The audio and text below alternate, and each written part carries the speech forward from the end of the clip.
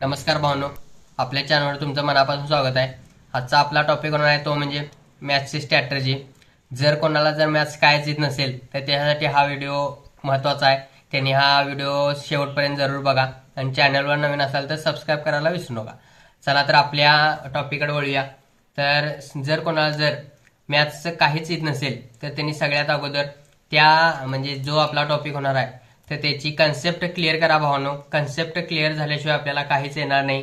त्यामुळे अगोदर concept clear करा. त्यानंतर शॉर्ट्स नोट्स तयार करा भावानो. त्या टॉपिकवरील शॉर्ट्स नोट कशा तयार करायच्या म्हणजे विषय काय करायचा. जर आपण लेक्चर बघितलं तर लेक्चर बघताना शॉर्ट नोट्स कधी तयार करायचे नाहीत भावानो.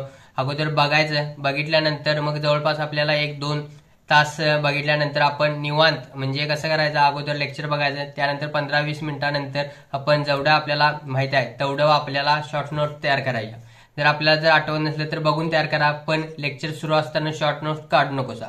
त्याच्यानंतर त्या चॅप्टरमध्ये फॉर्म्युले पाठ करा भावनो. फॉर्म्युले महत्वाचे आहेत त्यामुळे फॉर्म्युले पाठ करा. त्याच्यानंतर आपल्याला उरलेला आहे सिलेबस आपण कंप्लीट करायचा प्रयत्न करा. जर विषय कसा आहे, सिलेबस कंप्लीट झाल्याशिवाय आपण काय करू शकत नाही. त्यामुळे सिलेबस कंप्लीट करायचा प्रयत्न करा. त्यानंतर राहिला प्रश्न आपला PYP क्वेश्चन्स म्हणजे प्रिव्हियस इयर पेपरचे क्वेश्चन. जवळपास आता मिळणं जरा मुश्किल आहे, त्यामुळे टेक्स्टबुकवरील क्वेश्चन सोडवा. जवळपास 2024 पर्यंत तरी आहेत तिथं. त्यामुळे जास्तीत जास्त PYP क्वेश्चन सोडवण्याचा प्रयत्न करा भावानो. फॉर्म्युले, कन्सेप्ट आणि PYP क्वेश्चन एवढंच आहे भावानो. ह्या 3 गोष्टी जर केल्या तुम्ही तर आपण मॅथ्सला आउट ऑफ आउट होऊ शकते. आणि हे सगळं डेली करायला लागते भावानो. डेली रिव्हिजन करायला लागते. मॅथ्स असा विषय आहे की डेली प्रॅक्टिस केल्याशिवाय मॅथ्स होत नाही.